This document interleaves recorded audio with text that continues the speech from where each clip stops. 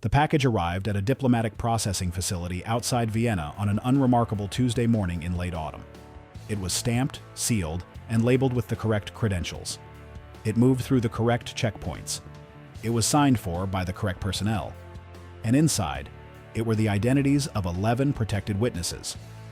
Individuals whose locations, legal names, and resettlement addresses had been classified at the highest level of protection available to the United States federal government.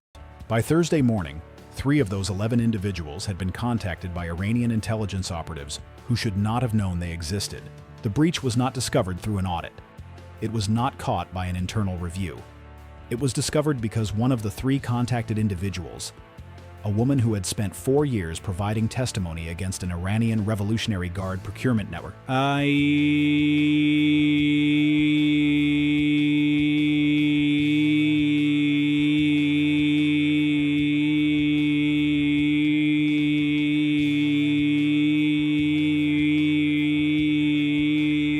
Broke protocol and placed an emergency call to a number she had been given at the start of her resettlement and told to use only if she believed her life was in immediate danger. She was right to use it.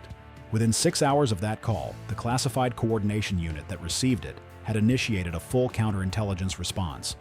Within 18 hours, it had identified the probable source of the breach. Within 72 hours, it had assembled enough intelligence to understand that what it was looking at was not a single unauthorized disclosure. It was the visible surface of a recruitment and infiltration operation that had been running inside the United States Department of State for between 3 and 5 years. An operation managed by Iranian intelligence through a network of intermediaries, financial cutouts, and ideological leverage that had placed compromised assets inside the diplomatic infrastructure of the most powerful government on Earth. The unit was Secret Elite, and what it found over the following 11 weeks would reshape the counterintelligence understanding of how state-sponsored foreign intelligence services were adapting their recruitment methods to exploit the specific vulnerabilities of mid-level bureaucratic systems, the layer of government that is too senior to be easily monitored and too junior to be closely scrutinized. The financial forensics team was the first to understand the scope. The triggered witness protection breach was the entry point, but the methodology used to move the classified package, the specific routing decisions, the administrative overrides that had cleared it through 3 separate checkpoints without triggering standard secondary review, pointed to a level of inside knowledge that could not have come from a single source. Someone had known which reviewer to route around. Someone had known which checkpoint officer would be on duty and would not flag the anomaly. Someone had known that the facility's internal logging system performed a batch update at 11 p.m., and that packages processed between 9:45 and 10:30 p.m. would appear in the prior day's records rather than the current day's, a discrepancy that had never triggered a review because no one had previously known to look for it. That level of operational precision required either a single source with extraordinary access or multiple sources working in coordination. The financial forensics team found both. The first confirmed compromised employee was a visa processing supervisor at a consular facility in a Western European capital. She had been recruited through a method that Iranian intelligence had been refining for years. Not through direct approach, not through blackmail, not through the crude application of financial pressure, but through a process that Secret Elite's analysts would later describe in internal documentation as ideological patient construction. Over a period of approximately 18 months, she had been cultivated through a series of academic and professional contacts, conferences, a visiting scholar program, a research collaboration that had appeared entirely legitimate, until her worldview had been carefully, incrementally, shaped to the point where she did not experience her actions as betrayal. She experienced them as correction, as resistance to a foreign policy she had come to believe was fundamentally unjust. She had been providing information for approximately 4 years. During that period, she had processed or overseen the processing of visa applications for hundreds of Iranian nationals. Her access to the database systems connecting consular visa records to State Department personnel files and domestic resettlement program documentation had been used, carefully, infrequently, never in patterns that would trigger anomaly alerts, to pass information to Iranian intelligence handlers, operating through a cutout network, based primarily in Turkey and the United Arab Emirates. She was one of 7. Secret Elite's counterintelligence analysis, built over 11 weeks from signal intelligence, financial forensics, behavioral analysis of administrative access logs, and intelligence shared by allied services in 3 European countries who had been tracking components of the same Iranian recruitment network from different angles, eventually confirmed 7 compromised employees within the State Department's administrative and consular infrastructure. 2 were based in the United States. 5 were based at overseas postings: Vienna, Ankara, Dubai, Kuala Lumpur, and Geneva. Their roles spanned the bureaucratic architecture of American diplomatic infrastructure in ways that, in combination, created a surveillance and access capability that was significantly more powerful than any single position would have provided. The visa supervisor in Vienna processed travel documentation. The administrative coordinator in Ankara had access to scheduling and travel records for protected diplomatic personnel. The financial analyst in Geneva processed payments flowing through a humanitarian aid channel that Iranian intelligence had identified as a conduit for moving assets connected to sanctions evasion enforcement. The communications processor in Dubai had read access to diplomatic cable traffic from 11 regional postings. The 2 domestically based employees, a senior HR coordinator, and a database administrator within the State Department's personnel management infrastructure, had access to records that, in combination, could identify the legal identities and resettlement locations of individuals in federal protection programs. It was those last 2 whose combined access had produced the package that reached Vienna.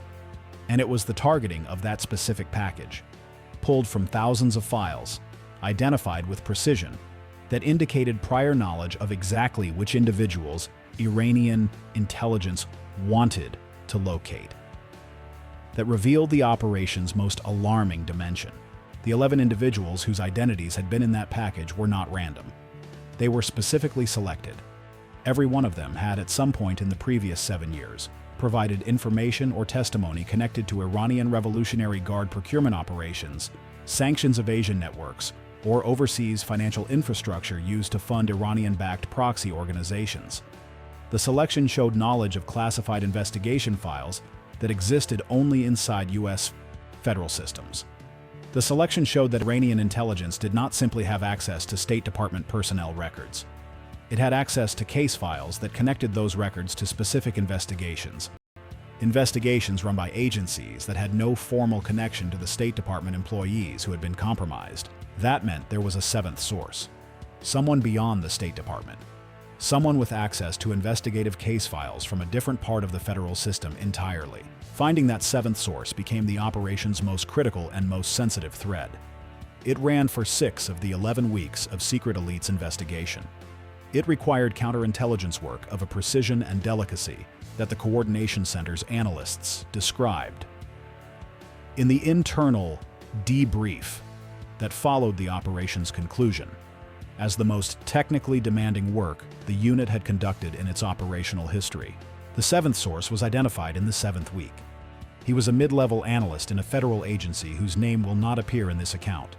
He had been recruited not through ideological cultivation, but through a combination of financial desperation and a personal vulnerability that Iranian intelligence had identified through social media monitoring, and then systematically developed through a series of contacts that had appeared to him, at each step, to be entirely unconnected to each other. By the time he understood that he was providing classified information to a foreign intelligence service, he had been doing so for approximately 14 months. By that point, the leverage Iranian intelligence held over him made continued compliance feel like the only viable option. He was the source of the investigative case file information. He was the reason Iranian intelligence had known exactly which 11 names to pull from the State Department database. He was the connection between the bureaucratic infiltration of the State Department and the operational targeting of specific individuals whose knowledge and testimony represented the greatest threat to Iranian intelligence's protected networks. Secret Elite's operational challenge at this point was not finding the sources. It had found them. The challenge was what to do next, and what to do next in a way that protected the 11 individuals who had already been exposed, identified, and neutralized the broader Iranian intelligence network that had been receiving and acting on the information, and rolled up all 7 compromised employees simultaneously before any one of them could be alerted by the others. Because the 7 compromised employees had, in some cases, been in contact with each other. Not as a coordinated group, but through the overlapping networks of professional connection that exist within any bureaucratic system.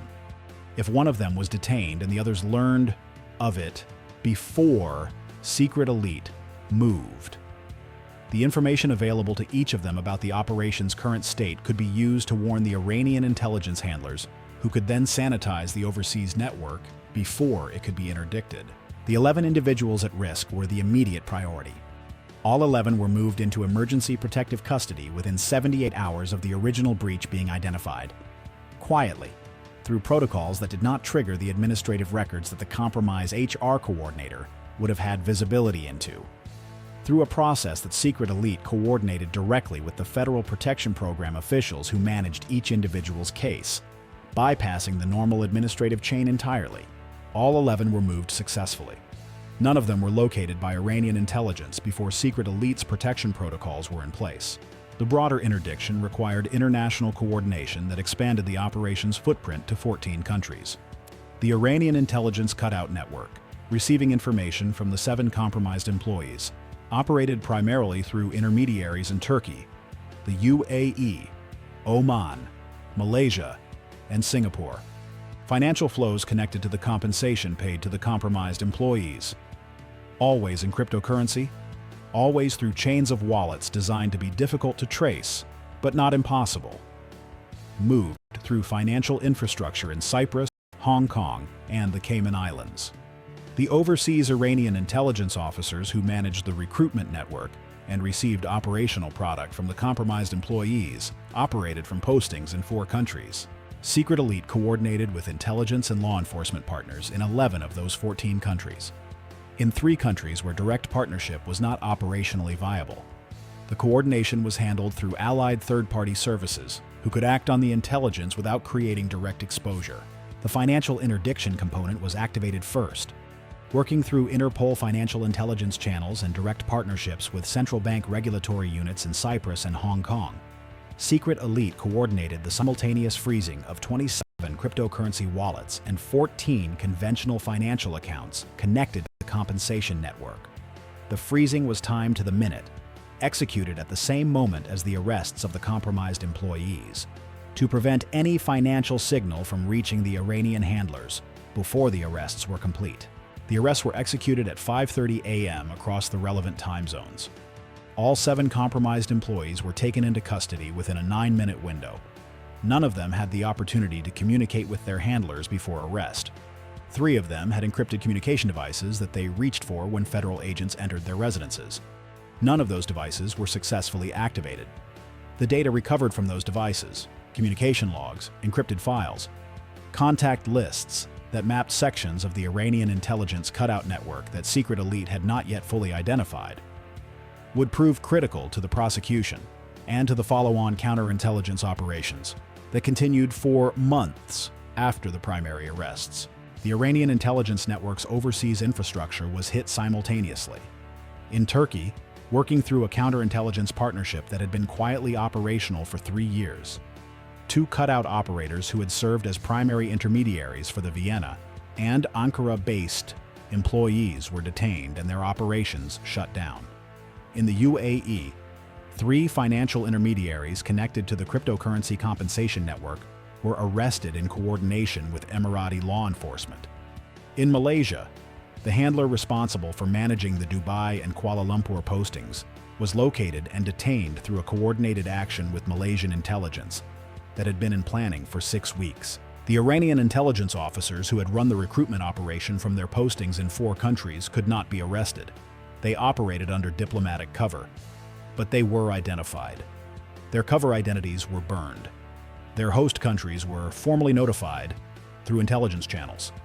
All 4 were expelled within 30 days of the operation's conclusion.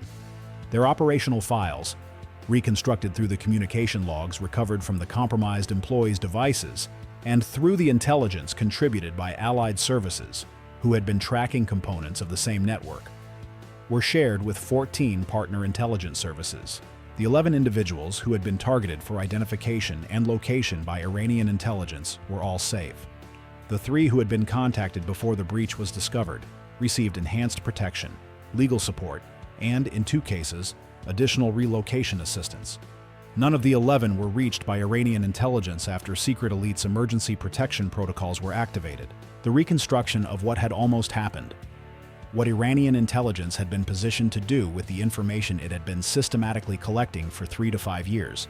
Had secret elite not identified the breach through the one phone call from the one witness who recognized the approach for what it was. Occupied secret elite's analysis team for weeks after the operation concluded. The 11 individuals in that package were not the end of the target list. Forensic analysis of the communication logs recovered from the compromised employees' devices revealed that Iranian intelligence had been compiling a substantially larger file. A prioritized list of individuals in federal protection programs, former intelligence assets, protected witnesses, and their family members, whose identities could be assembled through the combination of access that the 7 compromised employees collectively represented.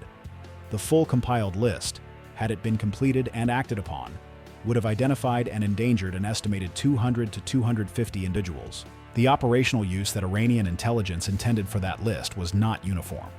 Some of the identified individuals were targets for approach, former assets who might be turned, or whose knowledge of current operational methods could be exploited. Some were targets for pressure, gersel, individuals whose exposure could be used to coerce family members still inside Iran or in Iranian-influenced environments. And some, the individuals connected to the most sensitive IRGC procurement and sanctions evasion investigations, were identified in the communication logs with notations that secret elite's translation and analysis team assessed, with high confidence, as targeting designations. That list was never completed. The operation that would have been used to exploit it never launched. The network that had spent 3 to 5 years building the access required to compile it was dismantled in a 9-minute window on a Tuesday morning, coordinated across 14 countries. Executed by a unit whose existence the government of the United States neither confirms nor denies. The 7 compromised employees were prosecuted. The overseas operators who could be arrested were prosecuted in their respective jurisdictions. The financial assets connected to the network, approximately $8.3 million across the 41 frozen accounts. Shan Sao Seo, how are you, sir? Sor Esaderist. The diplomatic expulsions removed the Iranian intelligence officers who had managed the operation from their postings. The cover network they had built inside the State Department's administrative infrastructure, the product of 3 to 5 years of patient, methodical, ideologically sophisticated recruitment, was destroyed entirely. The woman who made the phone call, the one that started everything, remained in federal protection. She was told, in terms that were careful and limited, that her call had mattered. She did not know, and will not know, the full scope of what her call had set in motion. She does not need to know. She is safe. The others are safe. The network that built the list that would have found them is gone. That is what Secret Elite is for. Not press conferences. Not public accountability. Not the visible architecture of justice that the world can see and assess and argue about. The work that happens before any of that becomes necessary. The work that happens in the 9 minutes between 5:30 a.m. and 5:39 a.m., when 7 people who had spent years holding a door open for a foreign intelligence service discovered simultaneously that the door had been found, mapped, and sealed. And that the unit that sealed it had been watching longer than any of them had known. The world never knew how close it had come to losing 250 people whose identities had been assembled, piece by piece, through the patient exploitation of mid-level bureaucratic access inside the most powerful diplomatic institution on Earth. Secret Elite knew, and it moved. This is a fictional dramatization inspired by international law enforcement and intelligence cooperation concepts. No real operations, agencies, task forces, or individuals are depicted. All characters, organizations, and events are entirely fictional and created for narrative purposes. How does a foreign intelligence service recruit a mid-level government employee so effectively that the employee genuinely does not believe they are committing treason? And what does that tell us about where the real vulnerability in classified systems actually lives? If 7 people across 5 countries can build a combined access capability that puts 250 protected individuals at risk, How many other networks like this exist right now inside bureaucratic systems that no one is looking at closely enough? And when the breach is finally found, as it always eventually is, what is the difference between finding it in time and finding it 11 months too late? Subscribe to Secret Elite for more heroic intervention stories about operations that saved lives the world never knew were at risk. Where evil operates in the shadows, Secret Elite is already there. Working before the threat becomes the tragedy. Hashtag Secret Elite. Hashtag Heroic Intervention. Hashtag Rescue Operation. Hashtag International Justice. Hashtag Counterintelligence. Hashtag Network. Dismantled. Hashtag Global Coordination. Hashtag True Crime. Hashtag Justice. Hashtag Iranian Intelligence. Hashtag Diplomatic Security. Hashtag Federal Corruption.